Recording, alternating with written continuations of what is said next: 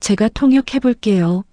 100조 원 계약이 걸린 절체절명의 순간 호텔 로비에 울려 퍼진 어린 목소리 한마디. 김대풍 회장은 경악했습니다. 갑자기 나타난 꼬질꼬질한 12살 구두닦이가 중동 왕자의 말을 완벽하게 알아듣고 있었거든요. 저 사람 화난 거 아니에요. 지금 배가 너무 아프다고 하잖아요. 그 순간 로비에 있던 모든 어른들이 숨을 멈췄습니다. 하지만 아무도 몰랐습니다. 이 아이가 단순한 구두닦이가 아니라 회장이 30년간 찾고 있던 운명의 핏줄이라는 사실을. 오늘의 사연 시작합니다. 시작하기 전에 구독과 좋아요 눌러주시고 어디에서 듣고 계신지 댓글로 남겨주시면 그곳에 건강과 기쁨이 가득하시길 바랍니다. 오늘 대한민국 경제계가 발칵 뒤집힐 만한 초비상이 걸렸습니다. 국내 재계 순위 1위인 대양그룹의 운명이 걸린 날이었기 때문이죠. 호텔 로비의 공기마저 꽁꽁 얼어붙을 만큼 살벌한 분위기였습니다. 김대풍 회장은 초조한 얼굴로 손목시계를 벌써 10번도 넘게 들여다보았어요. 시계 바늘은 약속 시간인 오후 3시를 향해 맹렬하게 달려가고 있었습니다. 김 회장이 덜덜 떨리는 손으로 비서실장의 멱살을 잡으며 소리쳤죠. 아직도 연락이 안 되는 거야? 이 통역사 놈이 땅으로 꺼졌나? 하늘로 솟았나? 비서실장은 사색이 된 얼굴로 고개를 푹 숙였습니다. 죄송합니다, 회장님. 오전에 집을 나섰다는 것까진 확인했는데 갑자기 전화기가 꺼져 있습니다. 김 회장은 눈앞이 캄캄해져 뒷목을 잡고 휘청거렸어요. 오늘 만날 손님은 중동의 석유 재벌이자 까다롭기로 소문난 알리 왕자였습니다. 계약금만 무려 100조 원이 걸린 이 사업이 무산되면 대양그룹은 당장 내일 부도를 맞을 수도 있는 절체절명의 위기였거든요. 바로 그때 회장 뒤편에 서 있던 최 전무가 입가에 비릿한 미소를 띠며 한 발 나서더군요. 최 전무가 걱정하는 척 가증스러운 표정을 지으며 말했죠. 숙부님, 제가 뭘 했습니까? 검증도 안 된 외부 통역사를 쓰니까 이런 사단이 나죠. 그냥 포기하시죠. 김 회장은 억장이 무너지는 것 같아 가슴을 쾅쾅 쳤습니다. 이놈아, 이게 포기한다고 될 일이냐? 내 평생을 바쳐 일군 회사야. 30년 전에 잃어버린 우리 정우 목까지 챙겨줘야 할 회사란 말이다. 최 전무는 정우라는 이름이 나오자 미간을 찌푸리며 속으로 혀를 찼어요. 늙은이가 노망이 났나? 죽은 지가 언젠데 아직도 아들 타령이야. 호텔 회전문이 돌아가며 검은색 리무진 행렬이 미끄러지듯 들어왔습니다. 경호원들이 다급하게 무전을 치며 소리쳤죠. 알리 왕자님 도착하셨습니다. 전원 정렬. 김 회장은 식은땀이 비오듯 쏟아지는데 통역사는 코빼기도 보이지 않았습니다. 이대로라면 말 한마디 못 해보고 100조 원이 허공으로 날아갈 판이었죠. 한편 그 시각 호텔 로비의 거대한 대리석 기둥 뒤편에는 아주 작은 인기척이 있었습니다. 그곳엔 어울리지 않는 낡은 운동화 한 켤레가 삐죽 튀어나와 있었어요. 올해로 겨우 12살이 된 꼬마 박강호였습니다. 강호는 자기 몸집만 한 구두 닦는 나무통을 품에 꼭 껴안고 바들바들 떨고 있었죠. 며칠을 굶었는지 볼이 홀쭉하게 패어 있었고 입술은 허옇게 터져 있었습니다. 강호가 꼬르륵 소리가 나는 배를 움켜쥐며 작게 중얼거렸어요. 배고파. 아빠, 나 너무 배고파요. 강호는 고아원에서 도망쳐 나온 뒤 찜질방과 지하철역을 전전하며 구두를 닦아 하루하루를 버티고 있었습니다. 오늘은 운 좋게 호텔 뒷문이 열린 틈을 타 몰래 들어왔던 것이었죠. 부자 손님들의 구두를 닦으면 김밥 한 줄이라도 사 먹을 수 있을까 싶어서였습니다. 하지만 강호의 작은 소망은 금세 산산조각이 나고 말았습니다. 매의 눈으로 로비를 감시하던 보안팀장이 기둥 뒤에 숨은 강호를 발견한 것입니다. 보안팀장이 험악한 얼굴로 다가와 강호의 뒷덜미를 거칠게 낚아챘죠. 이 쥐새끼 같은 게 어디를 들어와. 여기가 니놈들 놀이터인 줄 알아? 강호는 발버둥치며 닭똥 같은 눈물을 뚝뚝 흘렸습니다. 아저씨, 잘못했어요. 한 번만 봐주세요. 배가 너무 고파서 그랬어요. 시끄러워. VIP 손님들 오시는데 재수없게 거지가 꼬이고 난리야. 보안팀장은 12살 아이를 짐짝처럼 질질 끌고 정문 쪽으로 향했습니다. 강호의 낡은 구두통이 바닥에 떨어지며 와르르 소리를 내고 굴러갔죠. 그 안에서 달고 다른 구두솔과 구약, 그리고 영어 단어장이 쏟아져 나왔습니다. 김 회장은 왕자를 맞이하러 나가려다 그 소란스러운 광경을 목격했습니다. 보안요원의 손에 들려 허공에 발을 젓고 있는 앙상한 아이. 그 아이의 겁에 질린 눈망울을 보는 순간 김 회장의 가슴 한구석이 찌릿하게 저려왔습니다. 마치 30년 전 자신이 잃어버린 아들 정우가 울고 있는 것 같은 환영이 스쳐 지나갔거든요. 하지만 감상에 젖을 시간이 없었습니다. 호텔 문이 활짝 열리고 터번을 쓴 알리 왕자와 수행원들이 들이닥쳤기 때문입니다. 그런데 왕자의 표정이 심상치 않았습니다. 왕자는 들어오자마자 얼굴을 잔뜩 찌푸리며 수행원들에게 아랍어로 고함을 질렀습니다. 알 수 없는 외국어가 로비를 쩌렁쩌렁 울리자 김 회장과 임원들은 얼음처럼 굳어버렸죠. 최 전무가 당황하며 김 회장 옆구리를 찔렀습니다. 숙부님, 얼른 뭐라도 말씀하셔야죠. 저 사람 지금 화난 거 아닙니까? 김 회장은 입이 바짝 말라 아무 말도 할 수 없었어요. 왕자는 점점 더 목소리를 높이며 손가락질을 해댔고 분위기는 일촉즉발의 상황으로 치달았습니다. 경호원들이 왕자의 눈치를 보며 웅성거리는 그때였습니다. 보안요원에게 질질 끌려나가던 강호가 갑자기 눈을 동그랗게 떴습니다. 강호의 귀에 왕자가 하는 말이 쏙쏙 박혀 들어왔기 때문이죠. 아빠가 남겨준 낡은 테이프로 수천 번도 넘게 들었던 바로 그 언어였습니다.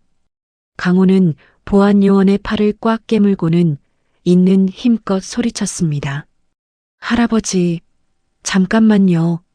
로비에 있던 수십 명의 시선이 일제히 그 꼬질꼬질한 아이에게 쏠렸습니다. 김 회장이 놀란 눈으로 아이를 쳐다보았죠.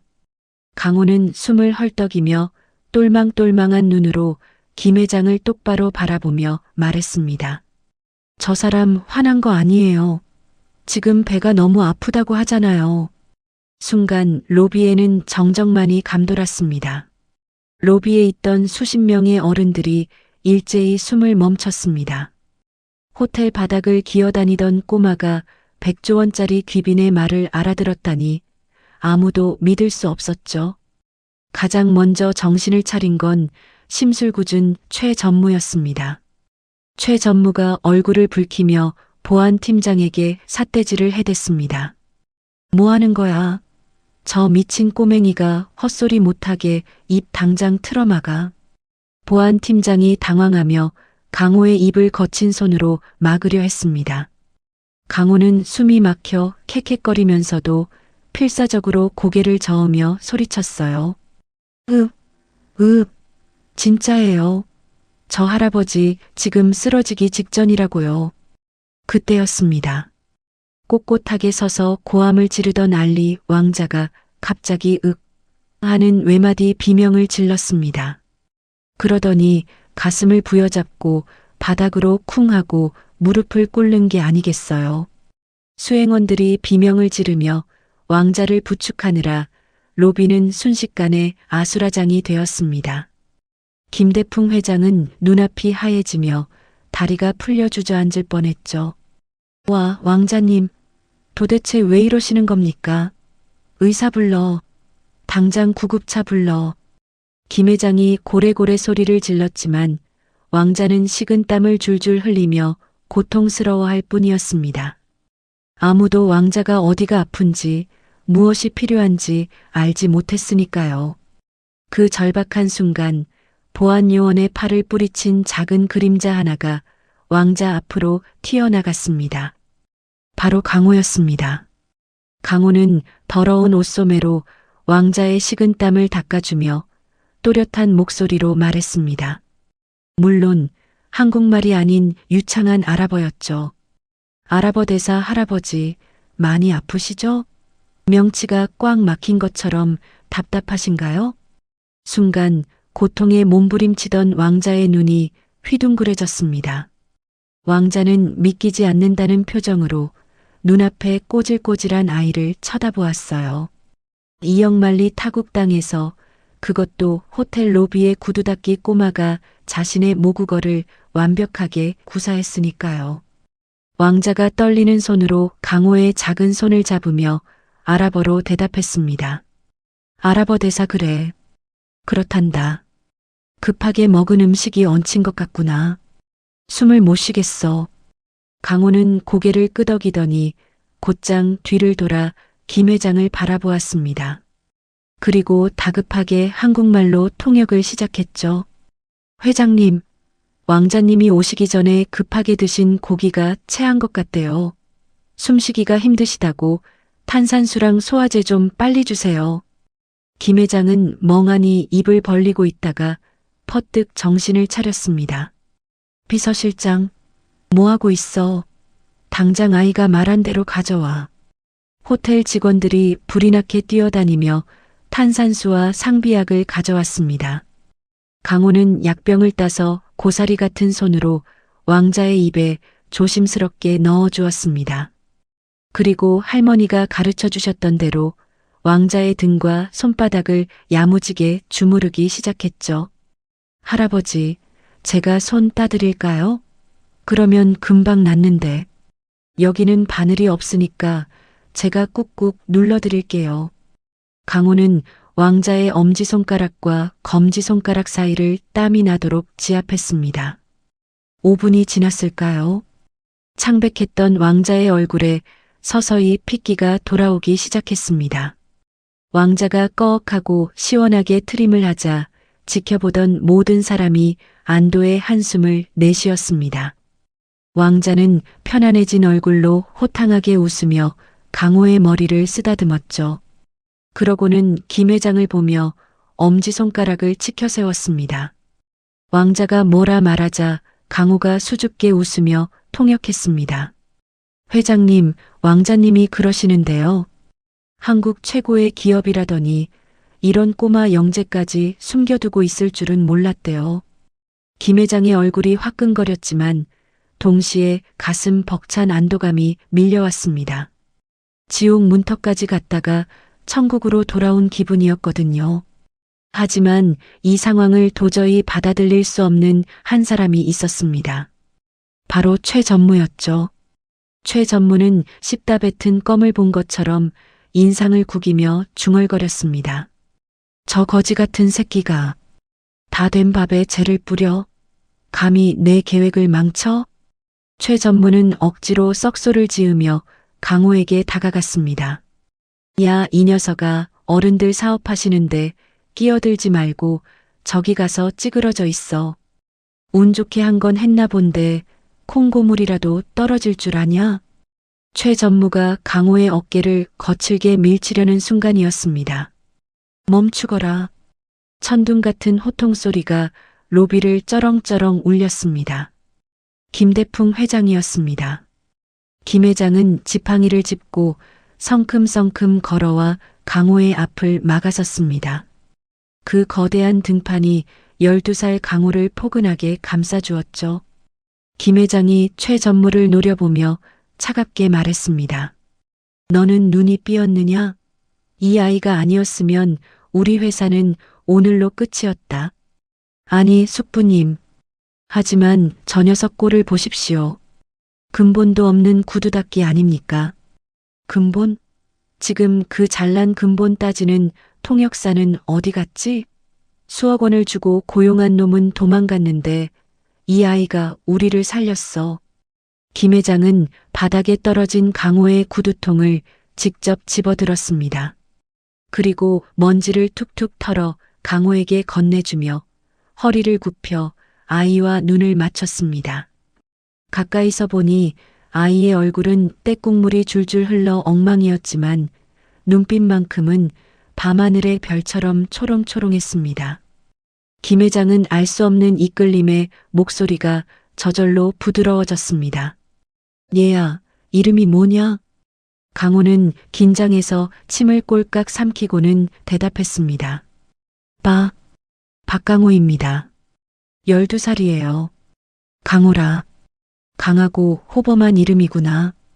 그래, 아까 그 아랫말은 어디서 배웠느냐? 돌아가신 아빠가 남겨주신 책이랑 테이프 보고 배웠어요. 아빠가 언어는 세상을 여는 열쇠라고 하셨거든요. 아빠라는 말에 김 회장의 눈동자가 심하게 흔들렸습니다. 자신의 아들 정우도 어릴 적 항상 책을 끼고 살며 똑같은 말을 했었기 때문입니다. 설마. 하지만 김 회장은 고개를 저으며 헛된 기대를 지웠습니다. 지금은 중요한 계약을 마무리하는 게 먼저였으니까요. 김 회장은 결단을 내린 듯 비서실장을 향해 지시했습니다. 오늘 통역은 이 아이에게 맡긴다. 강호를 VIP실로 모셔라. 그리고 김 회장이 강호의 해진 운동화를 보며 덧붙였죠. 제일 좋은 옷과 신발부터 사입혀. 우리 대한그룹의 은인이지 않느냐. 강호의 입이 떡 벌어졌습니다. 어두운 찜질방 구석에서 쪼그려 자던 자신에게 꿈 같은 일이 벌어지고 있었습니다. 하지만 강호는 몰랐습니다. 자신을 노려보는 최전무의 눈빛이 독사처럼 번들거리고 있다는 사실을요. 최전무는 주머니 속에서 휴대폰을 꺼내 어딘가로 문자를 보냈습니다. 계획 변경. 그 꼬맹이 뒷조사부터 시작해. 아주 샅샅이 뒤져서 약점을 찾아내. 알리 왕자와의 계약 체결식은 그야말로 대성공이었습니다. 강호는 어른들의 어려운 비즈니스 용어를 12살 아이의 순수한 언어로 찰떡같이 통역해냈죠. 왕자는 떠나기 전 강호를 꽉 안아주며 자신의 손목에 차고 있던 금장 시계를 풀어주려 했습니다. 하지만 강호는 손사래를 치며 뒷걸음질 쳤어요. 안 돼요. 아빠가 공짜로 비싼 거 받으면 대머리 된다고 했어요. 강호의 엉뚱한 거절에 회의장 안은 웃음바다가 되었고 왕자는 껄껄 웃으며 엄지를 치켜세우고 떠났습니다. 100조 원의 계약이 성사되자 김대풍 회장의 얼굴에는 10년 묵은 체증이 내려간 듯 화색이 돌았습니다. 김 회장은 곧바로 비서실장에게 지시했습니다. 호텔 식당에서 제일 비싸고 맛있는 걸로 준비해. 우리 꼬마 영웅이 배가 많이 고플 게다. 잠시 후 호텔 최상층 VIP 레스토랑에는 상다리가 부러질 듯한 진수성찬이 차려졌습니다. 최상급 한우 갈비찜, 따끈한 쌀밥, 잡채, 그리고 아이들이 좋아할 만한 떡갈비까지.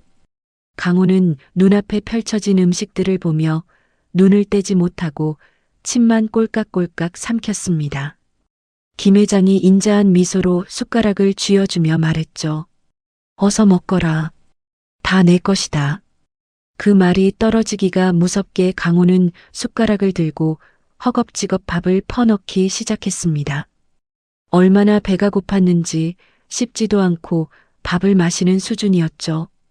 뜨거운 갈비찜을 손으로 집어 뜯으며 볼이 터져라 음식물을 밀어넣는 아이의 모습. 그것은 단순히 식욕이 왕성한 아이의 모습이 아니라 생존을 위해 먹는 처절한 몸부림이었습니다. 김 회장은 그 모습을 보자 가슴 한구석이 욱신거려 수저를 들 수가 없었습니다. 천천히 먹거라. 누가 뺏어 먹지 않는다. 물도 좀 마시고. 김 회장이 떨리는 손으로 물컵을 건네주자 강호는 물을 벌컥벌컥 마시고는 숨을 몰아쉬었습니다. 그러더니 밥그릇에 남은 밥풀 하나까지 싹싹 긁어먹고는 조심스럽게 물었죠. 회장 할아버지, 저 이거 남은 떡갈비 싸가도 돼요? 김 회장이 의아한 표정으로 되물었습니다. 싸가다니? 배가 덜 찼느냐? 더 시켜주마. 강호가 고개를 저으며 낡은 비닐봉지를 주머니에서 주섬주섬 꺼냈습니다. 아니요, 배불러요.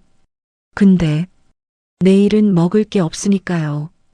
이거 아껴뒀다가 내일 아침에 먹으려고요. 순간 김 회장의 눈시울이 붉어졌습니다.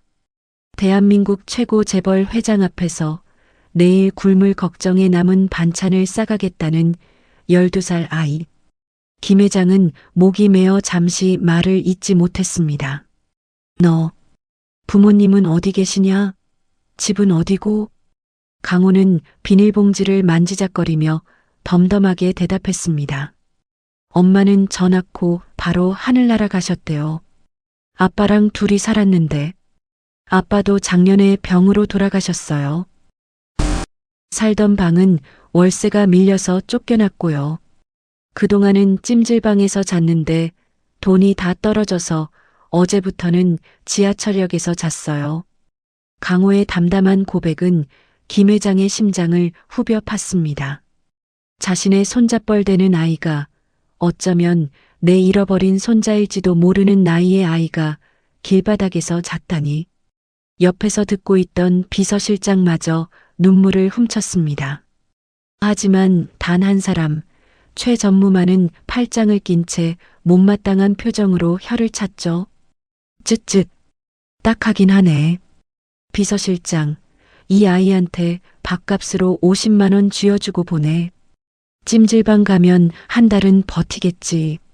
최 전무가 지갑에서 수표를 꺼내 강호 앞에 툭 던졌습니다. 마치 적선하듯 던져진 돈을 보고 강호는 흠칫 놀라 어깨를 움츠렸습니다. 그 꼴을 본 김 회장의 눈에서 불꽃이 튀었습니다. 이 천하의 호로자식? 김 회장이 밥상을 내리치며 고함을 질렀습니다. 식당 안에 있던 직원들이 모두 놀라 얼어붙었죠. 내 놈은 피도 눈물도 없느냐? 고작 12살짜리 애한테 그게 할 짓이야. 아니, 숙부님. 그럼 어쩌란 말입니까? 회사에서 키우기라도 하게요? 김 회장은 최 전무를 무시하고 강호의 꼬질꼬질한 손을 따뜻하게 잡았습니다. 강호의 손은 구두약이 묻어 거칠었고 영양실조로 손마디가 붉어져 있었습니다. 김 회장은 결심한 듯 단호한 목소리로 말했습니다. 강호야, 오늘부터 우리 집으로 가자. 강호의 눈이 휘둥그레졌습니다. 네, 회장님 댁이요? 저 냄새나서 안 되는데요. 괜찮다. 씻으면 되지. 따뜻한 밥 먹고 푹신한 침대에서 자야 키도 크지 않겠니? 하지만 토 달지 마라. 넌 오늘 우리 회사를 구한 은인이야. 은인을 길바닥에서 재우는 건 김대풍 사전에 없는 일이다. 최 전무가 기겁하며 말렸습니다. 숙부님, 제정신이십니까? 족보도 모르는 애를 본가에 들이시다니요. 만약 도둑질이라도 하면 닥쳐라. 내 눈엔 내 놈보다 이 아이가 100배는 더 귀하게 보인다. 한 번만 더 헛소리하면 내 놈 직함부터 떼버릴 줄 알아. 김 회장의 서슬 퍼런 불호령에 최 전무는 입을 꾹 다물 수밖에 없었습니다. 하지만 그의 눈은 표독스럽게 빛나고 있었죠. 두고 봐. 며칠 못 가서 제 발로 나가게 만들어줄 테니까. 식사를 마친 강호는 김 회장의 전용 리무진에 올라탔습니다. 평생 처음 타보는 푹신한 가죽 시트. 창밖으로 스쳐 지나가는 화려한 서울의 야경. 강호는 꿈을 꾸는 것 같아 자신의 볼을 꼬집어 보았습니다. 아빠, 나 오늘 진짜 따뜻한 곳에서 자는 거야? 강호는 품속에 있는 낡은 가방을 꼭 끌어안았습니다. 그 가방 깊숙한 곳에는 아빠의 유품인 사진 한 장과 칠이 다 벗겨진 만년필이 들어 있었죠. 차가 김 회장의 대저택 정문으로 들어서는 순간 운명의 수레바퀴는 이미 돌기 시작했습니다. 김대풍 회장의 저택은 강호가 난생 처음 보는 별천지였습니다. 대문이 열리고 차가 정원을 한참이나 달려서야 현관에 도착했으니까요. 현관에 들어서자 제복을 입은 가사 도우미 아주머니가 깜짝 놀라며 뛰어나왔습니다. 회장님 오셨습니까? 아니, 뒤에 이 아이는. 아주머니는 강호의 행색을 보고 코를 찡그리며 뒷걸음질 쳤습니다. 구정물 뚝뚝 떨어지는 옷에 냄새가 풀풀 나는 운동화를 신고 있었으니까요. 강호는 주눅이 들어 현관 매트 위에도 올라서지 못한 채 대리석 바닥에 서 있었습니다. 죄송합니다. 발이 더러워서. 강호가 어쩔 줄 몰라 하며 뒷걸음질 치자 김 회장이 호통을 쳤습니다. 박 여사, 뭐하고 있어? 당장 욕조에 따뜻한 물 받아. 김 회장은 쭈뼛거리는 강호의 등을 떠밀며 욕실로 들여보냈습니다. 강호야, 걱정 말고 푹 씻고 나오거라. 떼수건으로 벅벅 밀고 나와야 한다. 욕실 문이 닫히자 김 회장은 박 여사에게 은밀하게 지시했습니다. 창고에 가서 우리 정우가 어릴 때 입던 잠옷 좀 찾아오게. 네. 도련님 유품을요? 회장님, 그걸 어떻게 남에게 입힙니까? 잔말 말고 찾아와. 새 옷 사러 가기엔 너무 늦은 시간이야. 30분 뒤 욕실 문이 조심스럽게 열렸습니다. 뽀얗게 씻고 나온 강호의 모습에 거실에서 기다리던 김 회장은 숨이 멎는 줄 알았습니다. 덥수룩했던 머리를 감고 얼굴에 때국물을 벗겨내니 영락없는 귀공자의 얼굴이 드러났기 때문이죠. 게다가 강호가 입고 있는 하늘색 잠옷은 30년 전 잃어버린 아들 정우가 가장 아끼던 옷이었습니다. 김 회장은 자기도 모르게 자리에서 벌떡 일어났습니다. 세상에, 정우가 살아서 돌아온 것 같구나. 강호의 맑은 눈망울과 오뚝한 코, 웃을 때 살짝 패는 보조개까지 아들과 판박이었습니다. 강호는 헐렁한 잠옷 소매를 걷어올리며 수줍게 웃었습니다. 할아버지, 옷이 너무 부드러워요. 꼭 구름을 입은 것 같아요.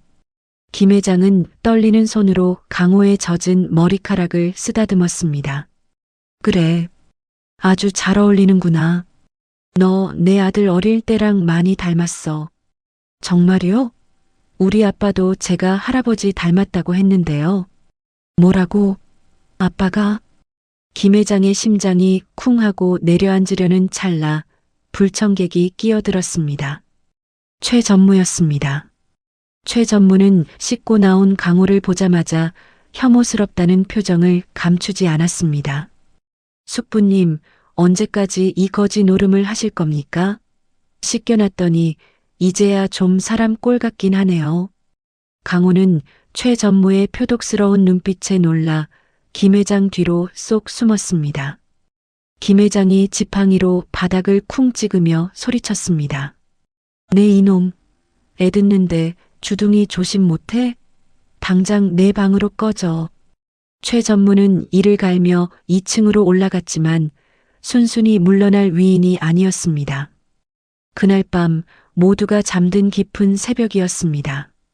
강호는 너무 푹신한 침대가 어색해서 잠을 이루지 못하고 물을 마시러 주방으로 내려왔습니다. 냉장고 문을 열려는 순간 어둠 속에서 누군가 강호의 손목을 낚아챘습니다. 아! 강호가 비명을 지르려 하자 커다란 손이 입을 틀어막았습니다. 최전무였습니다. 최전무는 술 냄새를 풍기며 강호를 벽으로 거칠게 밀어붙였습니다. 야, 꼬맹이. 잘 들어라. 여기가 네 세상인 줄 알지? 강호는 공포에 질려 눈물만 글썽거렸습니다. 최전무가 강호의 귓가에 대고 뱀처럼 속삭였습니다.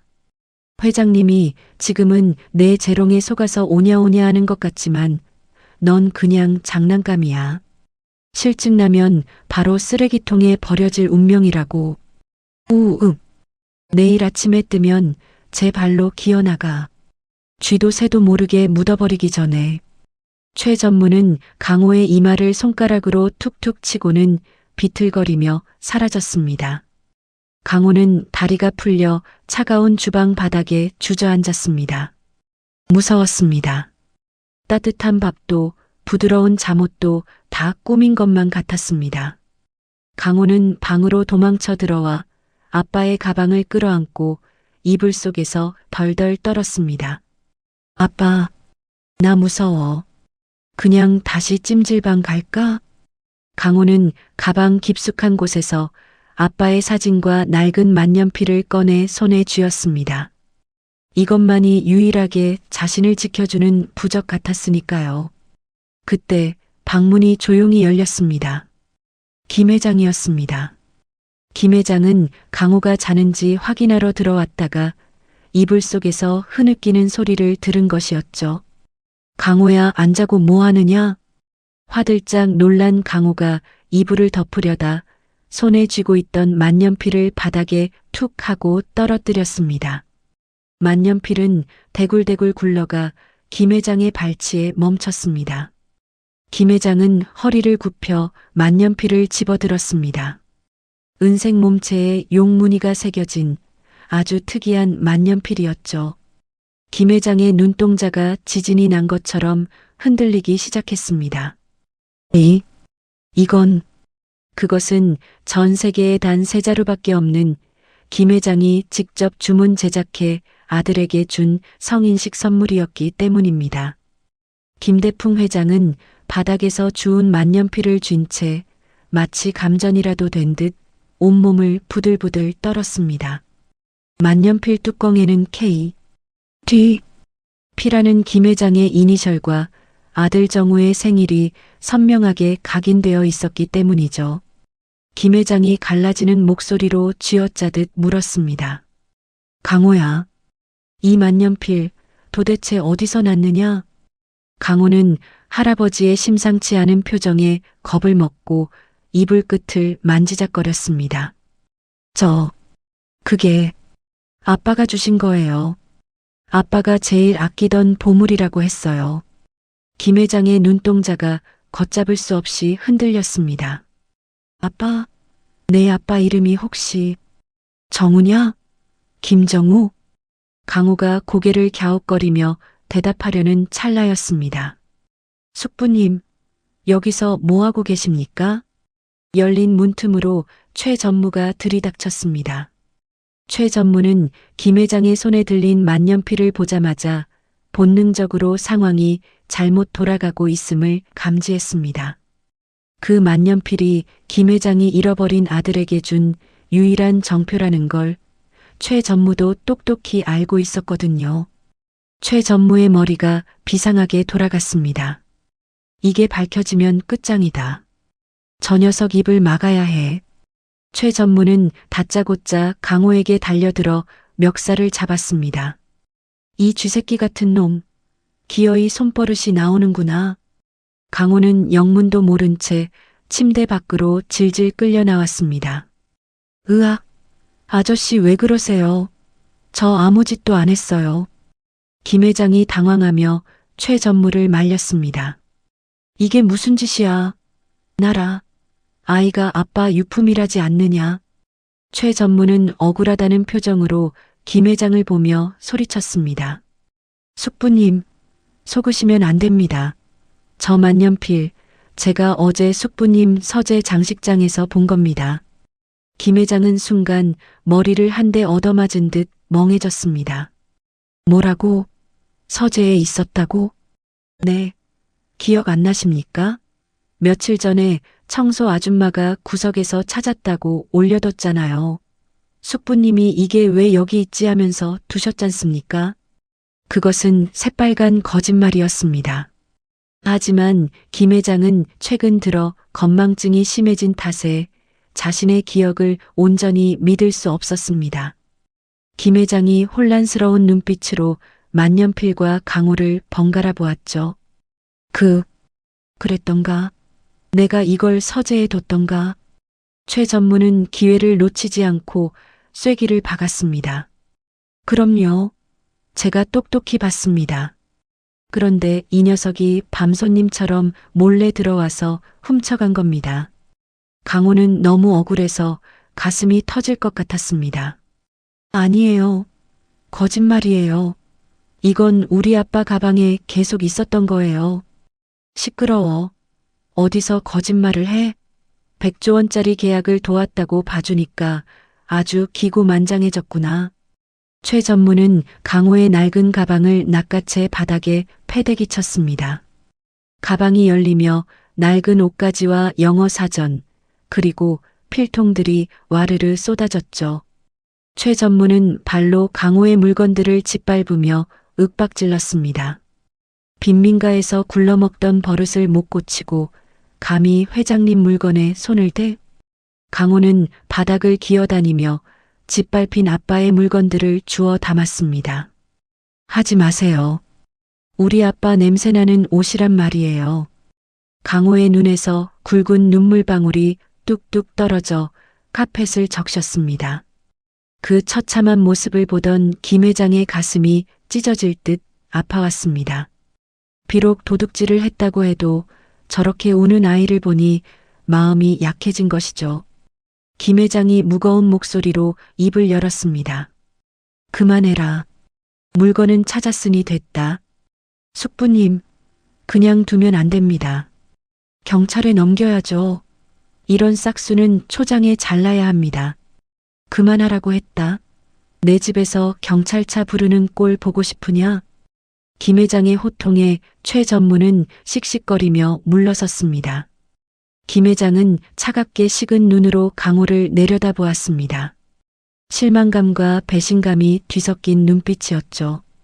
강호야, 나는 너를 믿었다. 그런데 내 믿음을 이렇게 갚는구나.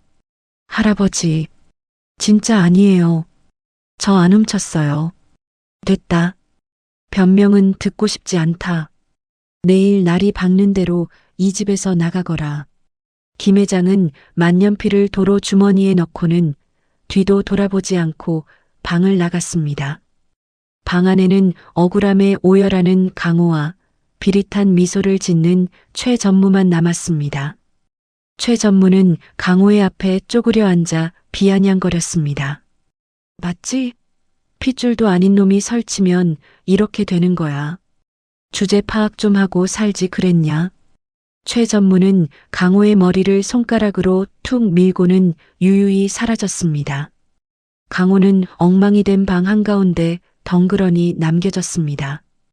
아무도 믿어주지 않는 세상, 유일한 편이었던 할아버지마저 등을 돌린 상황. 강호는 찢어진 아빠의 영어 사전을 가슴에 품고 소리 죽여 울었습니다. 아빠 말대로 착하게 살았는데 왜 아무도 안 믿어줘? 나 너무 억울해. 그때 바닥에 엎드려 울던 강호의 눈에 무언가가 들어왔습니다. 최 전무가 가방을 엎으면서 책장 사이에 끼어 있던 오래된 사진 한 장이 침대 밑 깊숙한 곳으로 미끄러져 들어간 것입니다. 그것은 강호가 아기 때 아빠 그리고 어떤 할아버지와 함께 찍은 유일한 가족 사진이었습니다. 하지만 강호는 울느라 정신이 없어 그 사진이 빠진 줄도 몰랐습니다. 밤새 내리던 비는 그칠 줄 모르고 창문을 세차게 때렸습니다. 마치 강호의 앞날을 예고하듯 천둥번개가 요란하게 쳤습니다. 날이 밝으면 강호는 다시 차가운 거리로 쫓겨날 운명이었습니다. 하지만 김 회장의 서재에서는 또 다른 일이 벌어지고 있었습니다. 김 회장은 잠을 이루지 못하고 돋보기를 쓴 채 압수해 온 만년필을 들여다보고 있었습니다. 이상하단 말이야. 내가 이걸 서재에 뒀다고? 김 회장은 만년필을 분해해 잉크 카트리지를 꺼내 보았습니다. 그런데 카트리지 옆면에 깨알같이 작은 글씨로 무언가가 긁혀 있었습니다. 김 회장의 눈이 휘둥그레졌습니다. 사랑하는 아들 강호에게 아빠가. 김대풍 회장은 돋보기를 든 손을 덜덜 떨며 의자에 주저앉았습니다. 만년필 잉크 카트리지에 새겨진 그 글귀는 죽은 아들 정우의 필체가 틀림없었습니다. 사랑하는 아들 강호에게 아빠가. 김 회장의 머릿속에서 흩어져 있던 퍼즐 조각들이 순식간에 맞춰졌습니다. 강호. 그래, 이 아이의 이름이 강호였지. 내 아들이 자기 아들에게 이 만년필을 물려준 거야. 그렇다면 결론은 하나였습니다. 최 전무가 거짓말을 했다는 것입니다. 서재에 있던 만년필을 훔친 게 아니라 아이가 처음부터 가지고 있던 진짜 유품이었던 것이죠. 김 회장의 눈빛이 서늘하게 변했습니다. 최 전무 이놈. 감히 내 눈과 귀를 가리고 천륜을 끊으려 해? 당장이라도 최 전무를 잡아다 호통을 치고 싶었지만 김 회장은 입술을 꾹 깨물었습니다. 지금 섣불리 움직였다간 놈이 무슨 짓을 할지 몰랐기 때문입니다. 이미 아이를 도둑으로 못마당해 궁지에 몰린 쥐가 고양이를 물 수도 있었습니다. 확실한 증거가 필요하다. 아무도 부인할 수 없는 과학적인 증거가. 김 회장은 숨을 죽인 채 조용히 강호가 갇혀있는 방으로 발걸음을 옮겼습니다. 문은 잠겨 있지 않았습니다. 방 안에는 강호가 쭈그리고 앉아 새우잠을 자고 있었습니다.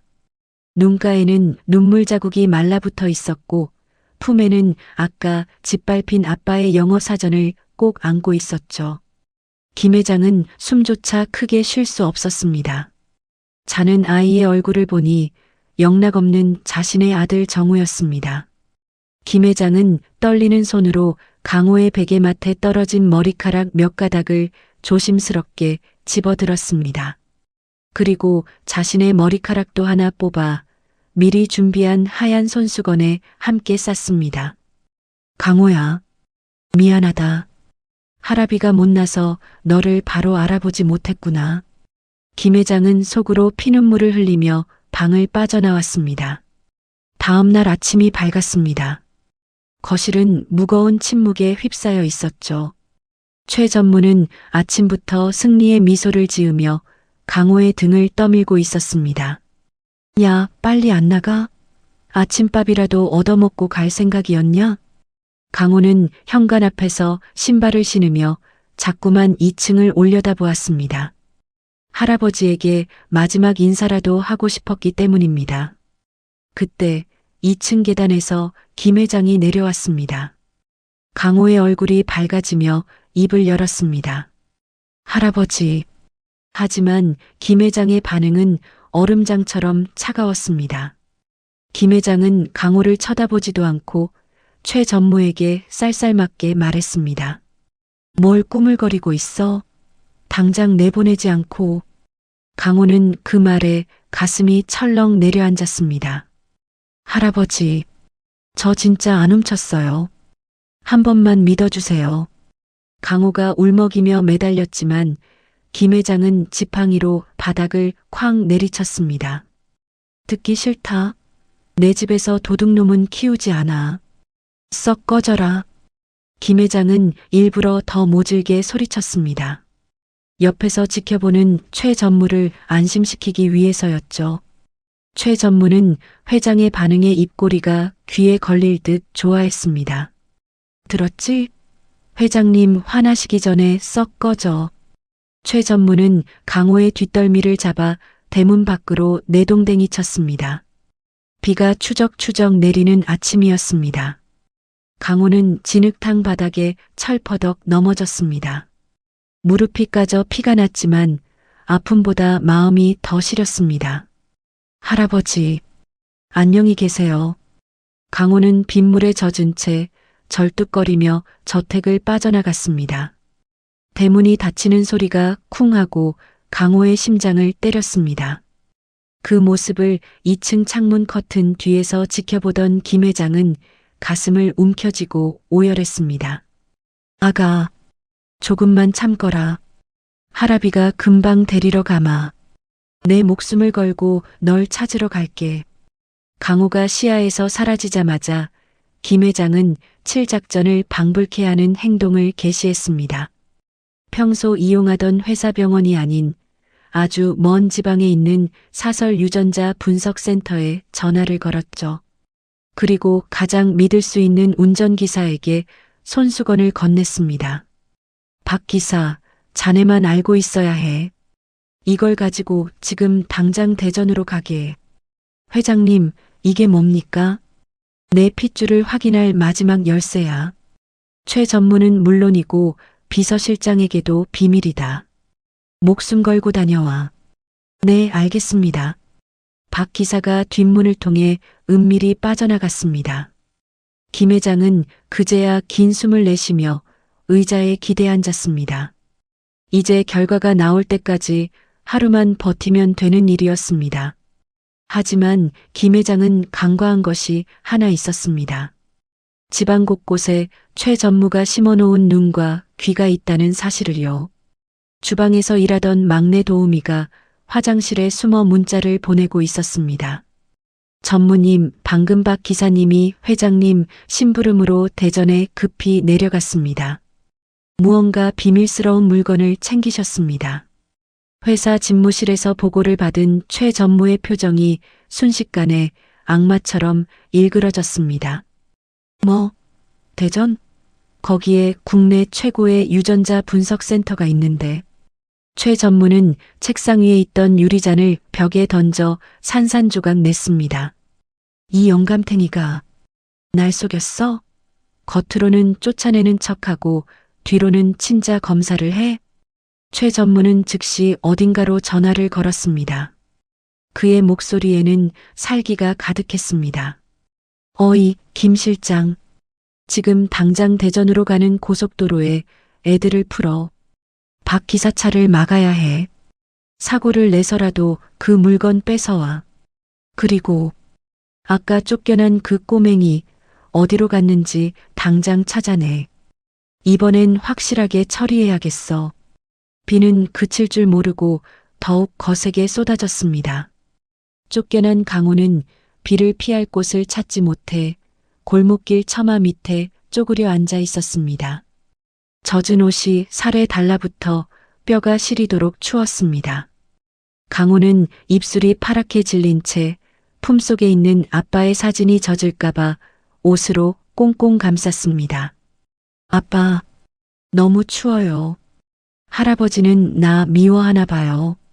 지나가는 사람들은 꼬질꼬질한 강호를 힐끔거리며 피해서 지나갔습니다. 세상 어디에도 12살 아이가 맘 편히 쉴 곳은 없었습니다. 한편 대전으로 향하는 경부고속도로 위에서는 숨막히는 추격전이 벌어지고 있었습니다. 김 회장의 지시를 받은 박 기사는 백미러를 보며 식은땀을 흘렸습니다. 검은색 승합차 2대가 10분째 박 기사의 차 뒤를 바짝 쫓고 있었기 때문입니다. 박 기사가 차선을 바꾸면 따라 바꾸고 속도를 높이면 같이 높이며 위협했습니다. 최 전무지시구나. 눈치를 챘어. 박 기사는 조수석에 놓인 작은 가방을 힐끗 쳐다보았습니다. 저 안에는 회장님과 강호의 운명이 걸린 머리카락 샘플이 들어 있었습니다. 박 기사는 핸들을 꽉 쥐며 엑셀을 밟았습니다. 회장님을 위해서라도. 이건 절대 뺏길 수 없다. 계기판의 바늘이 시속 140km를 넘어갔습니다. 빗길이라 차가 미끄러질 듯 휘청거렸지만 멈출 수 없었습니다. 그때 뒤따라오던 승합차 한 대가 무리하게 옆으로 치고 들어왔습니다. 쾅! 하는 굉음과 함께 박 기사의 차가 휘청거렸습니다. 이 미친놈들이. 박 기사가 중심을 잡으려 안간힘을 썼지만 또 다른 승합차가 반대쪽에서 들이받았습니다. 차는 빗길에 미끄러지며 가드레일을 들이받고 멈춰 섰습니다. 에어백이 터지고 박 기사는 정신이 혼미해져 고개를 떨구었습니다. 흐릿한 시야 너머로 승합차에서 내린 건장한 사내들이 다가오는 게 보였습니다. 그들은 쇠막대기로 차 유리를 박살내고 조수석에 있던 가방을 낚아채 갔습니다. 안 돼. 그거 가져가면 안 돼. 박 기사는 피투성이가 된 손을 뻗었지만 사내들은 비웃으며 차를 타고 사라졌습니다. 회장님의 마지막 희망이 최 전무의 소나기로 넘어가는 순간이었습니다. 같은 시각 골목길에 숨어있던 강호에게도 검은 그림자가 드리웠습니다. 검은 양복을 입은 남자들이 강호의 사진을 들고 골목을 뒤지고 있었던 것입니다. 야, 저기 있다. 저 꼬맹이 맞아. 강호는 본능적으로 위험을 감지하고 벌떡 일어났습니다. 남자들의 눈빛이 굶주린 늑대처럼 번들거렸기 때문입니다. 강호는 신발이 벗겨지는 줄도 모르고 달리기 시작했습니다. 거기 안 서. 잡히면 죽을 줄 알아. 남자들의 고함 소리가 빗소리에 섞여 등 뒤를 바짝 쫓아왔습니다. 강호는 숨이 턱 끝까지 차올랐지만 잡히면 끝이라는 생각에 젖먹던 힘을 다해 뛰었습니다. 복잡한 시장 골목을 요리조리 빠져나간 강호는 어느 낡은 상가 건물의 지하 주차장 구석으로 숨어들었습니다. 쓰레기 더미 뒤에 몸을 숨기고 입을 틀어막았죠. 헉! 헉!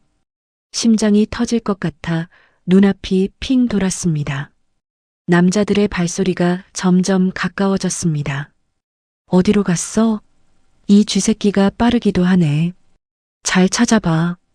전무님이 오늘 안에 처리하라고 하셨어. 못 찾으면 우리 목이 날아가. 강호는 공포에 질려 눈을 질끈 감았습니다. 처리한다는 말이 무슨 뜻인지 어린 강호도 본능적으로 알 수 있었으니까요. 그때 강호의 주머니 속에서 무언가가 툭 떨어졌습니다. 아까 챙겨 나왔던 낡은 만년필 뚜껑이었습니다. 딸그락. 작은 소리였지만 적막한 주차장에서는 천둥 소리처럼 크게 들렸습니다. 남자들의 발소리가 뚝 멈췄습니다. 저기다. 쓰레기장 뒤. 강호는 비명을 지를 틈도 없이 남자들의 거친 손에 뒷덜미를 잡혔습니다. 으악! 살려주세요. 할아버지. 강호가 발버둥 쳤지만 어른들의 힘을 당해낼 수는 없었습니다. 남자가 강호의 입을 테이프로 거칠게 틀어막으며 으르렁거렸습니다. 조용히 해. 소리 지르면 여기서 바로 묻어버릴 거니까. 강호는 질질 끌려가며 절망적인 눈빛으로 하늘을 쳐다보았습니다. 회색빛 하늘이 뱅글뱅글 돌았습니다. 아빠, 나 이제 죽는 거야? 그 시각 김 회장은 서재에서 초조하게 박 기사의 연락을 기다리고 있었습니다. 하지만 전화기는 묵묵부답이었죠. 불길한 예감에 김 회장의 손이 떨려왔습니다. 그때 최 전무가 노크도 없이 서재 문을 벌컥 열고 들어왔습니다.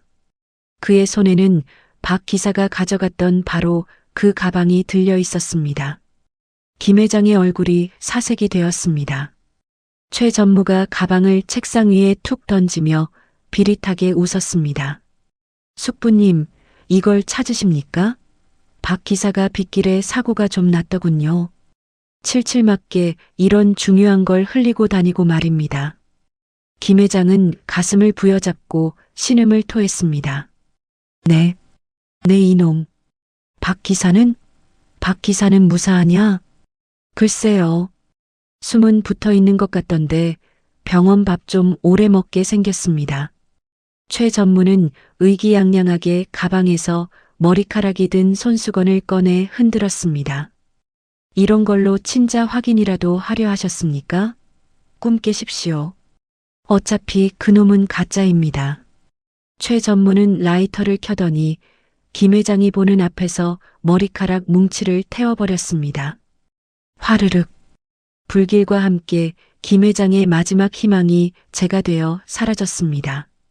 김 회장은 충격으로 말을 잇지 못하고 가쁜 숨만 몰아쉬었습니다. 최 전무가 김 회장의 귀에 대고 속삭였습니다. 그리고 걱정 마십시오. 그 꼬마 도둑놈은 제가 아주 먼 곳으로, 다시는 돌아오지 못할 곳으로 보내드릴 테니까요. 강호는 검은 승합차 뒷좌석에 짐짝처럼 구겨진 채 실려가고 있었습니다.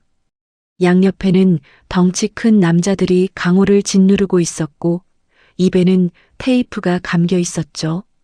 차는 도심을 벗어나 인적이 드문 야산 쪽으로 향하고 있었습니다.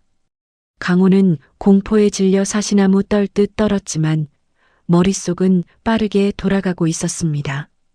이대로 끌려가면 죽는다.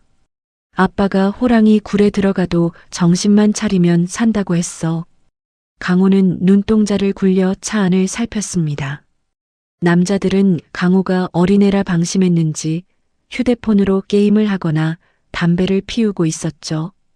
그때 산길 입구의 신호등이 빨간불로 바뀌며 차가 잠시 멈춰 섰습니다. 지금이야. 강호는 옆에 앉은 남자의 허벅지를 잇는 힘껏 꼬집었습니다. 아, 이 새끼가. 남자가 비명을 지르며 반사적으로 강호를 밀쳐냈습니다.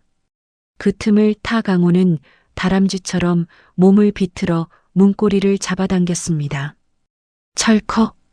문이 열리자마자 강호는 뒤도 돌아보지 않고 차 밖으로 몸을 날렸습니다. 비에 젖은 아스팔트 위로 12살 아이의 몸이 대굴대굴 굴렀습니다. 아, 저거 잡아. 놓치면 다 죽어.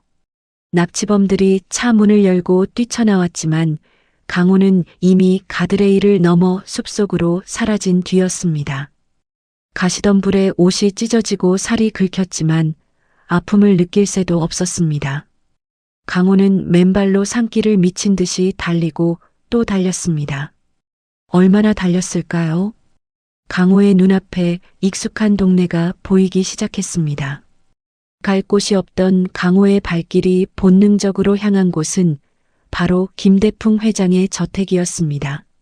자신을 내쫓은 매정한 할아버지였지만 세상에서 유일하게 따뜻한 밥을 줬던 곳이었으니까요. 할아버지, 저 진짜 억울해요. 한 번만 제 말 좀 들어주세요. 강호는 탈진하기 일보 직전의 상태로 저택 대문 앞에 도착했습니다. 거센 비바람이 몰아치고 천둥이 쾅쾅 울렸습니다. 강호는 대문을 두드릴 힘조차 없어 그 자리에 무릎을 꿇고 주저앉았습니다. 그리고 CCTV 카메라를 향해 젖은 손을 흔들며 입만 벙긋거렸습니다. 문 좀 열어주세요. 추워요. 그 시각 김 회장은 서재에서 술잔을 기울이며 괴로워하고 있었습니다. 최 전무에게 모든 희망을 짓밟히고 아들의 유일한 흔적마저 잃어버렸다는 상실감 때문이었죠. 김 회장은 습관처럼 켜놓은 CCTV 모니터를 멍하니 바라보았습니다. 응? 김 회장의 눈이 가늘어졌습니다. 모니터 구석, 대문 앞에 웬 작은 물체가 웅크리고 있는 것이 보였습니다. 비에 젖은 강아지인가 싶어 자세히 들여다보던 김 회장은 소스라치게 놀랐습니다. 강호 아니냐? 아침에 내쫓았던 그 아이가 만신창이가 된 채 대문 앞에 쓰러져 있었던 것입니다. 김 회장은 벌떡 일어났습니다. 도망간 줄 알았는데 왜 다시 돌아온 게냐? 훔칠 게 남아서? 김 회장은 복잡한 심경으로 모니터를 확대했습니다. 그 순간 김 회장의 호흡이 멈췄습니다. 비에 젖은 강호의 셔츠가 찢어져 있었는데 그 사이로 목에 걸린 무언가가 반짝이고 있었습니다. 그것은 은으로 만든 반쪽짜리 나비 모양 펜던트였습니다. 김 회장은 자신의 목을 더듬거렸습니다. 자신의 목에도 똑같은 나머지 반쪽짜리 나비 펜던트가 걸려 있었기 때문입니다. 30년 전 아내와 사별하고 아들과 하나씩 나눠 가졌던 그 목걸이, 세상에 단 하나뿐인 주문 제작한 그 목걸이가 아이의 목에 걸려 있었습니다. 저건 정우 목걸이인데. 김 회장의 심장이 미친 듯이 뛰기 시작했습니다.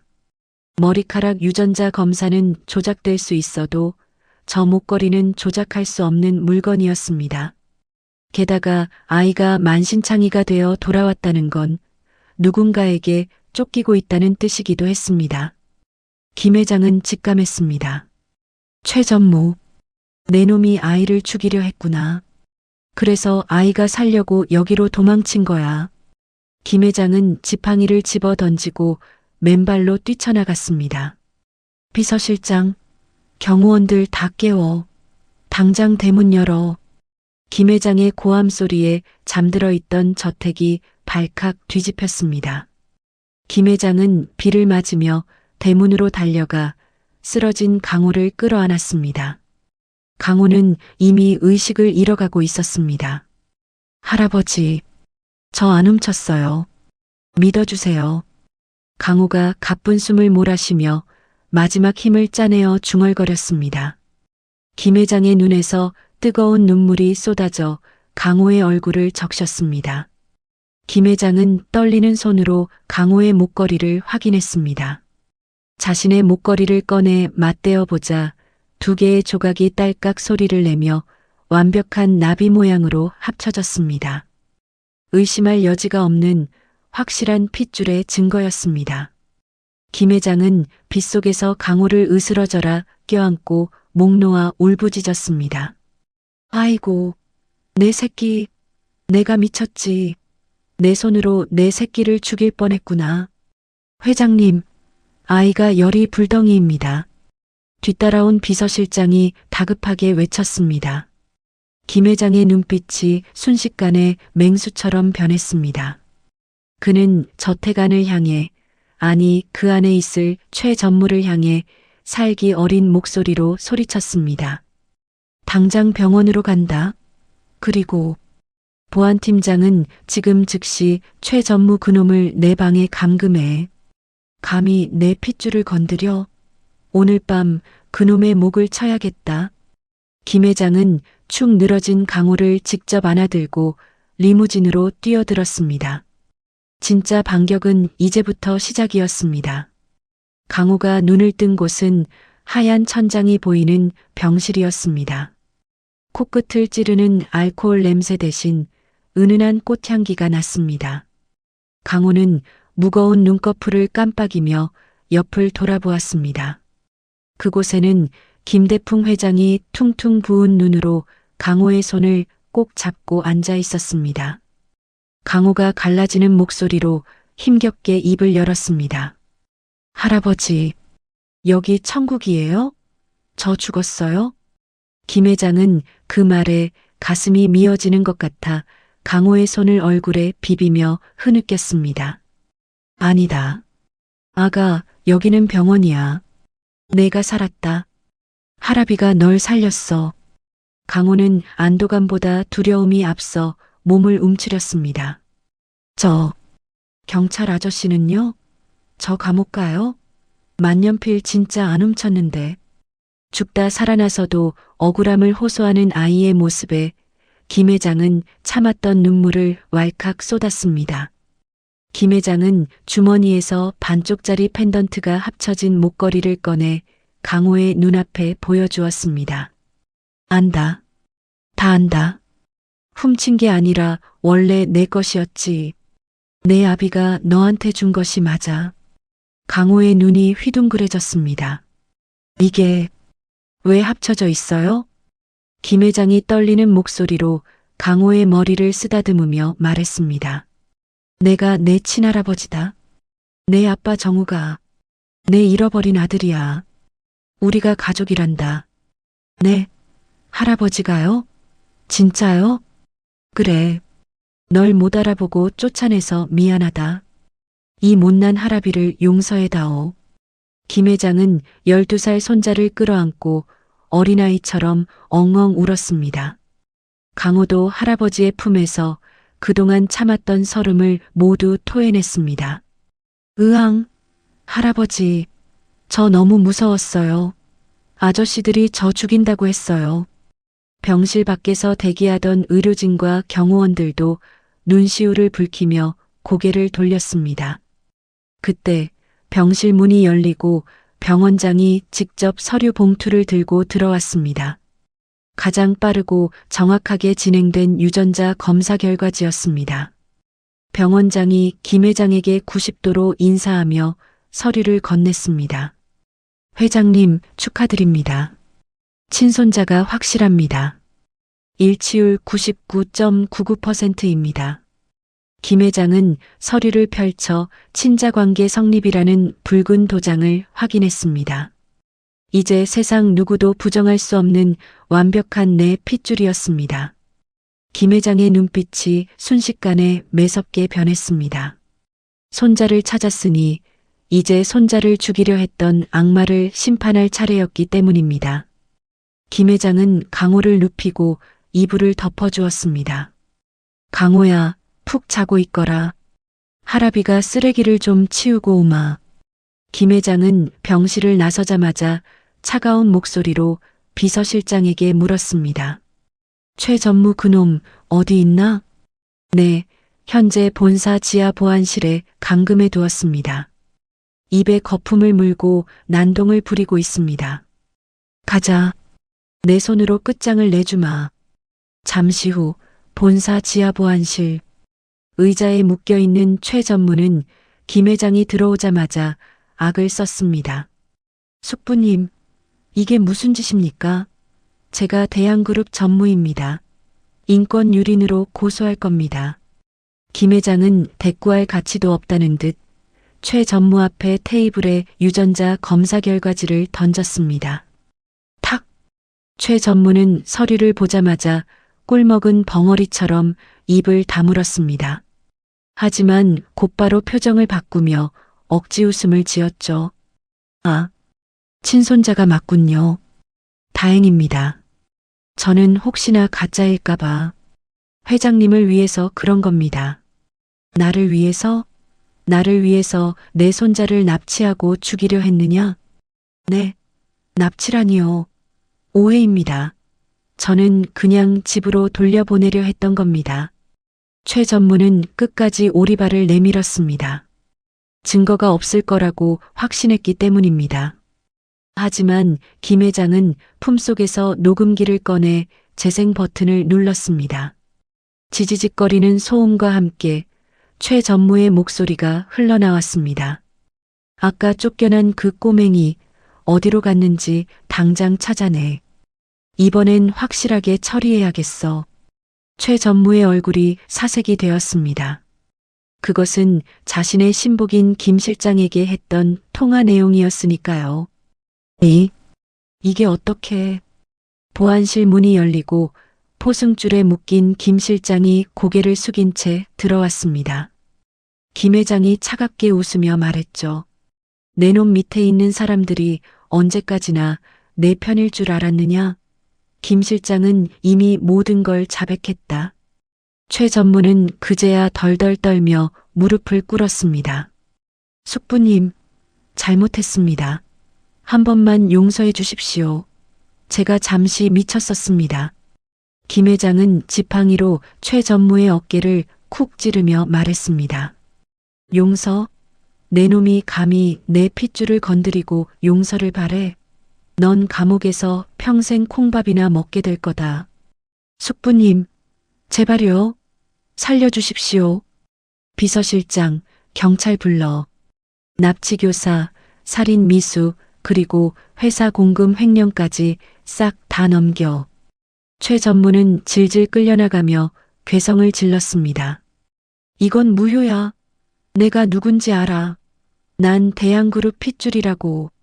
최 전무의 비명소리가 멀어지자 김 회장은 긴 한숨을 내쉬었습니다. 30년 묵은 체증이 내려가는 순간이었습니다. 김 회장은 다시 병원으로 향했습니다. 이제 남은 생은 오로지 강호를 위해서만 살겠다고 다짐하면서요. 병실에 도착하니 강호는 링거를 꽂은 채 곤히 잠들어 있었습니다. 그런데 잠든 강호의 머리맡에 간호사들이 두고 간 작은 메모지가 있었습니다. 강호가 잠들기 전 삐뚤빼뚤한 글씨로 써놓은 것이었죠. 할아버지, 저 안 죽어서 다행이에요. 할아버지랑 같이 밥 먹고 싶어요. 김 회장은 그 쪽지를 가슴에 품고 소리 없이 눈물을 흘렸습니다. 그래, 밥 먹자. 세상에서 제일 맛있는 밥을 평생 먹여주마.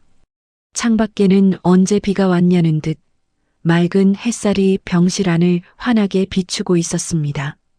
마치 이 두 사람의 앞날을 축복하는 것처럼 말이죠. 일주일 뒤 대양그룹 본사 대강당은 수백 명의 기자와 임직원들로 발 디딜 틈이 없었습니다. 김대풍 회장이 긴급 기자회견을 열겠다고 선포했기 때문입니다. 사람들은 웅성거리며 수군댔습니다. 무슨 일이지? 혹시 최 전무 구속된 것 때문에 사과 발표하는 건가? 그렇겠지. 그룹 2인자가 납치에 횡령까지 했으니 회사가 뒤집힐 일이잖아. 그때 화려한 조명이 켜지고 단상 뒤에 커다란 문이 열렸습니다. 김대풍 회장이 위풍당당한 걸음으로 걸어 나왔습니다. 그런데 김 회장의 손에는 지팡이 대신 아주 작은 아이의 손이 들려 있었습니다. 장내는 순식간에 찬물을 끼얹은 듯 조용해졌습니다. 모두의 시선이 김 회장 옆에 선 아이에게 꽂혔습니다. 바로 박강호였습니다. 하지만 일주일 전 호텔 로비에서 쫓겨나던 꼬질꼬질한 모습은 온데간데 없었습니다. 최고급 맞춤 정장을 입고 머리를 단정하게 빗어넘긴 강호는 누가 봐도 귀티가 흐르는 재벌가 도련님이었습니다. 김 회장은 마이크 앞에 서서 강호의 어깨를 감싸 안았습니다.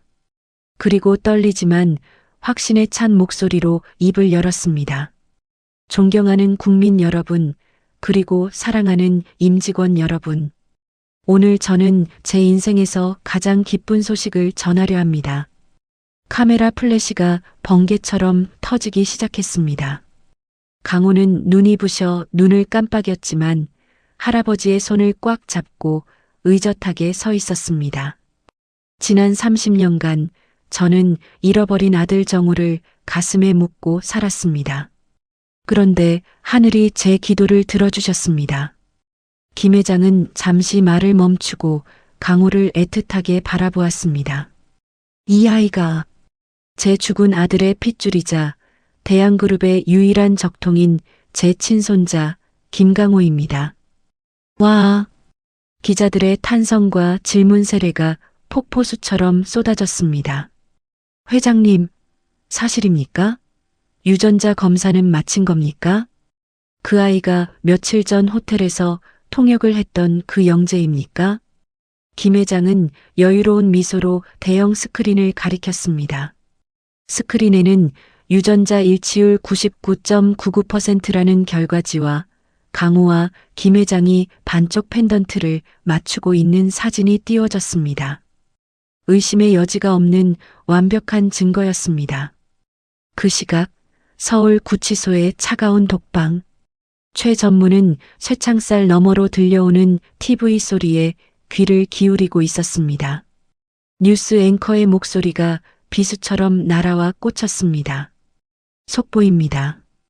대양그룹 김대풍 회장이 30년 만에 친손자를 찾았다고 공식 발표했습니다. 반면 손자의 존재를 숨기고 납치를 시도했던 최모 전무는 검찰에 구속 송치되었습니다. TV 화면에는 김 회장의 손을 잡고 환하게 웃는 강호의 모습과 포승줄에 묶여 고개를 숙인 채 끌려가는 자신의 모습이 나란히 나오고 있었습니다. 으악, 저 자리는 내 거야. 내가 회장이 될 거였다고. 최 전무는 바닥을 구르며 발광했지만 돌아오는 건 교도관의 차가운 고함뿐이었습니다. 시끄럽게 굴지 말고 조용히 해. 콩밥 먹고 싶어서 환장했나? 다시 기자회견장. 김 회장은 마지막으로 중대 발표를 했습니다. 저는 오늘부로 제 모든 지분을 손자 강호에게 상속할 것을 공증받았습니다. 강호가 성인이 될 때까지 전문 경영인 체제로 가되 이 아이가 훌륭한 리더로 성장하도록 제 남은 생을 바칠 것입니다. 우레와 같은 박수가 터져 나왔습니다.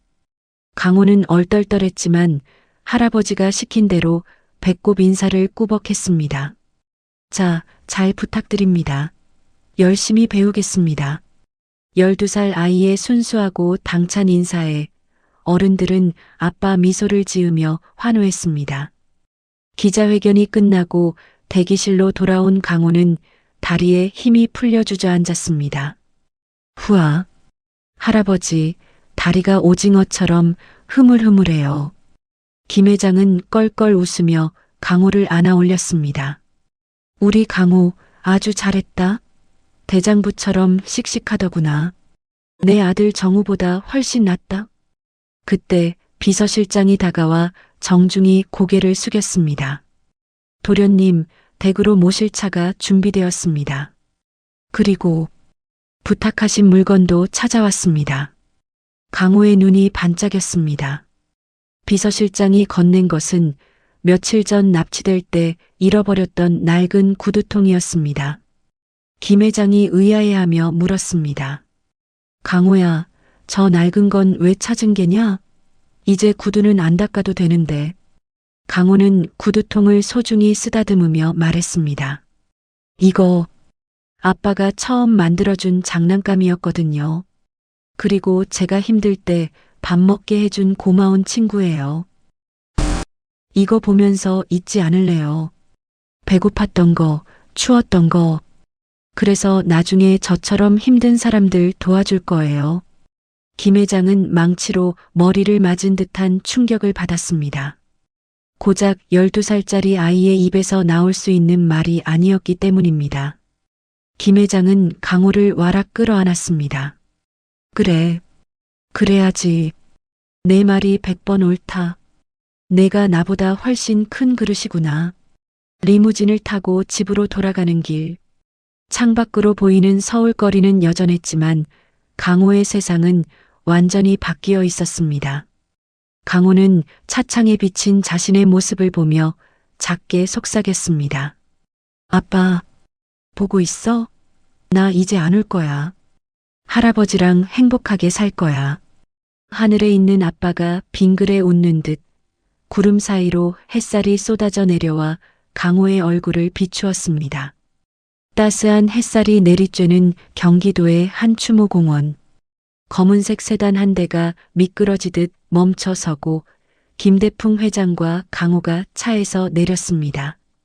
김 회장은 그 어느 때보다 정갈한 검은 정장을 입고 있었고 강호의 손에는 하얀 국화꽃 다발이 들려 있었죠. 두 사람은 말없이 언덕을 올라 김정우라는 이름 석자가 새겨진 비석 앞에 섰습니다. 비석에 새겨진 아들의 이름을 보자마자 김 회장의 다리가 휘청거렸습니다. 지팡이를 쥔 손에 힘이 들어가며 손마디가 하얗게 질렸습니다. 김 회장이 비석을 어루만지며 떨리는 목소리로 불렀습니다. 정우야, 애비가 왔다. 너무 늦게 와서 미안하다.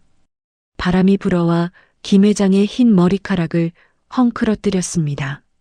마치 아들이 아버지의 머리를 쓰다듬는 것 같은 바람이었습니다.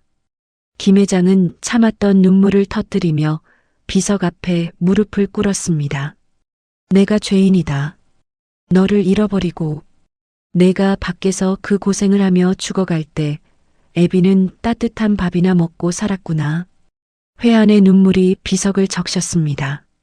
그 모습을 지켜보던 강호가 조용히 다가와 김 회장의 어깨를 감싸 안았습니다.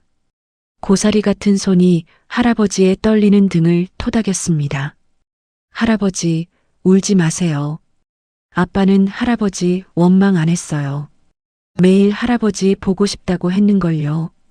강호는 국화꽃을 비석 앞에 가지런히 놓고 품에서 낡은 물건 하나를 꺼냈습니다. 바로 아빠의 유품인 은색 만년필이었습니다. 강호가 만년필을 비석 위에 올려두며 씩씩하게 말했습니다. 아빠 나왔어. 아빠가 준 이 만년필 덕분에 할아버지 만났어. 나 이제 굶지도 않고 구두도 안 닦아. 강호는 비석에 새겨진 아빠의 사진을 보며 방긋 웃었습니다. 아빠는 거기서 안 아프지? 나중에 나 클 때까지 지켜봐줘. 할아버지한테 효도 많이 할게. 12살 손자의 기특한 말에 김 회장은 흐르는 눈물을 닦으며 일어섰습니다. 그리고 강호의 손을 꼭 잡고 비석을 향해 말했습니다. 들리느냐 정우야. 내가 남긴 이 보물 같은 아이. 내 목숨보다 귀하게 키우마. 그러니 이제 걱정 말고 편히 쉬거라. 김 회장의 가슴속에 30년 동안 박혀있던 거대한 바위가 비로소 내려가는 순간이었습니다. 산소를 내려오는 두 사람의 발걸음은 한결 가벼워 보였습니다. 시간은 흘러 어느덧 계절이 바뀌었습니다. 대한그룹 본가 앞 노란색 스쿨버스가 아닌 검은색 세단이 대기하고 있었습니다. 오늘은 강호가 명문사립초등학교에 첫 등교하는 날이었습니다. 단정한 교복을 입은 강호가 현관을 나서자 김 회장이 한박 웃음을 지으며 마중을 나왔습니다. 우리 강호 교복 입으니까 아주 인물이 훤하구나. 정교 회장감이야. 강호는 멋쩍은 듯 머리를 극적였습니다. 에이, 할아버지도 참. 공부 열심히 해서 나중에 할아버지처럼 훌륭한 회장님 될 거예요. 그래야지. 학교 가서 친구들하고 사이좋게 지내고 선생님 말씀 잘 듣고. 김 회장은 강호의 가방을 직접 챙겨주며 옷매무새를 다듬어 주었습니다. 예전 같았으면 비서들에게 시켰을 일이지만 이제는 모든 것을 직접 챙기고 싶었으니까요. 강호가 차에 타며 손을 흔들었습니다. 할아버지, 다녀오겠습니다. 그래, 조심해서 다녀오너라. 점심 급식 꼬박꼬박 챙겨 먹고. 차가 멀어질 때까지 김 회장은 대문 앞에서 손을 흔들고 서 있었습니다. 그의 얼굴에는 세상을 다 가진 듯한 평온한 미소가 걸려 있었죠. 학교에 도착한 강호는 처음에는 긴장했지만 곧 특유의 밝은 성격으로 아이들과 어울렸습니다. 쉬는 시간 아이들이 강호의 책상 주변으로 몰려들었습니다. 와, 너 진짜 영어 잘한다. 아랍어도 할 줄 안다며? 강호야, 나 이 단어 좀 읽어주라. 강호는 으스대지 않고 상냥하게 아이들에게 영어를 가르쳐 주었습니다. 호텔 로비에서 쫓겨나던 구두닦이 소녀는 이제 친구들에게 사랑받는 인기 스타가 되어 있었습니다. 수업 시간 강호는 창밖을 바라보며 문득 생각에 잠겼습니다. 파란 하늘에 뭉게구름이 흘러가고 있었습니다. 아빠, 나 학교 다니는 거 소원이었잖아. 나 친구도 많이 생겼어. 강호는 필통에서 만년필을 꺼내 꼭 쥐었습니다. 차가운 금속의 감촉이 마치 아빠의 손길처럼 따뜻하게 느껴졌습니다. 방과 후 강호는 서점으로 달려가 문제집 한 권을 샀습니다. 그리고 가장 먼저 할아버지에게 보여드리기 위해 집으로 뛰어갔습니다. 할아버지, 저 왔어요. 현관문을 열자마자 맛있는 냄새가 코를 찌르고 있었습니다. 구수한 곰탕 냄새였습니다. 김 회장이 앞치마를 두르고 주방에서 나왔습니다. 대한민국 재계 1위 회장님이 직접 국자를 들고 있는 모습은 낯설었지만 그 어느 때보다 행복해 보였습니다. 오냐, 우리 강호 왔느냐? 얼른 손 씻고 오거라. 오늘은 할아비가 실력 발휘 좀 했다. 강호는 가방을 던져두고 주방으로 달려가 할아버지의 등 뒤에 매달렸습니다. 우와, 할아버지가 요리도 해요? 허허, 너 주려고 아침부터 뼈를 고았다. 어서 먹자꾸나. 김이 모락모락 피어오르는 하얀 곰탕 한 그릇이 강호 앞에 놓였습니다. 뚝배기 가득 담긴 고기와 뽀얀 국물은 보기만 해도 군침이 돌 정도였죠. 김대풍 회장은 떨리는 손으로 소금과 파를 넣어 직접 간을 맞추어 주었습니다.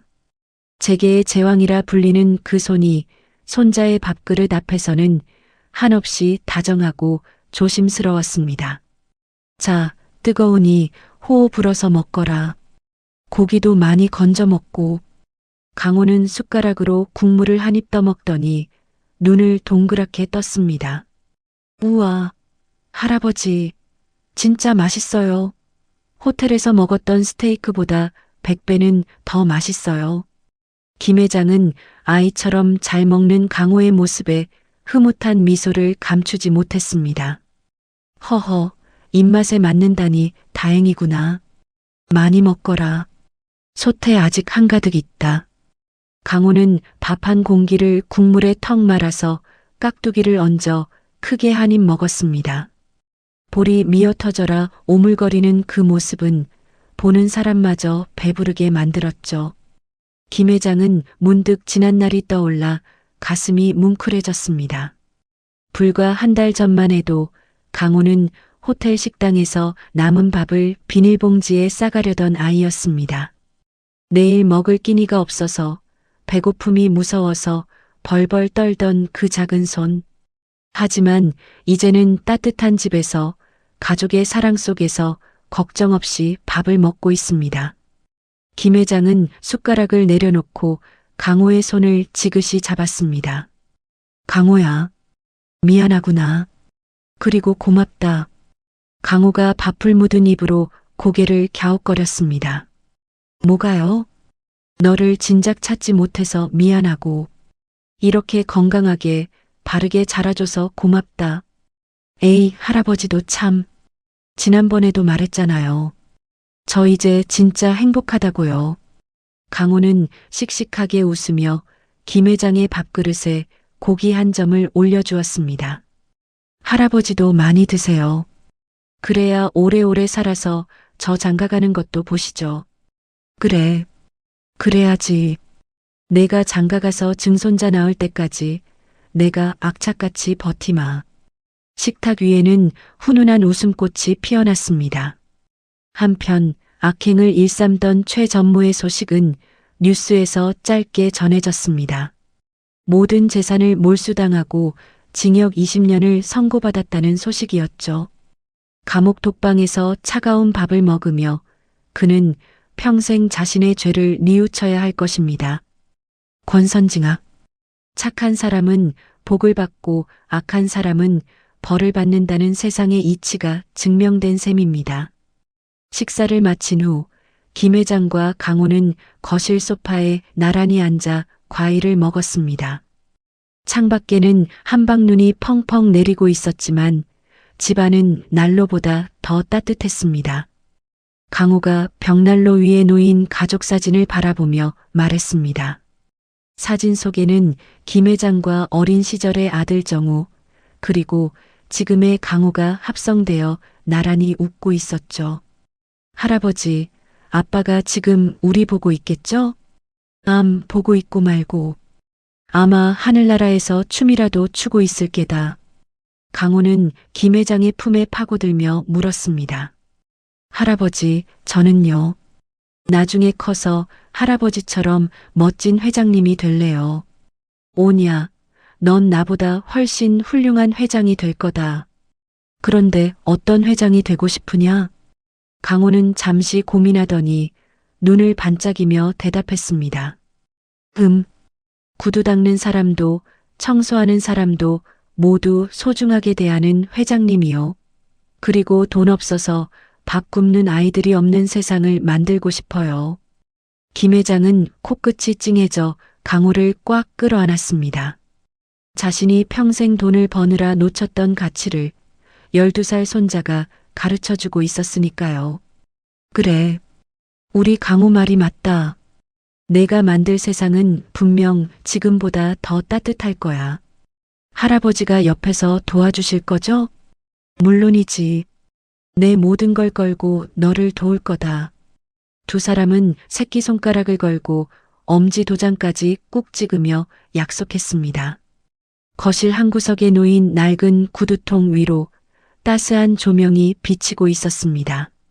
그것은 강호의 가난했던 과거였지만 동시에 희망을 잃지 않았던 증거이기도 했습니다.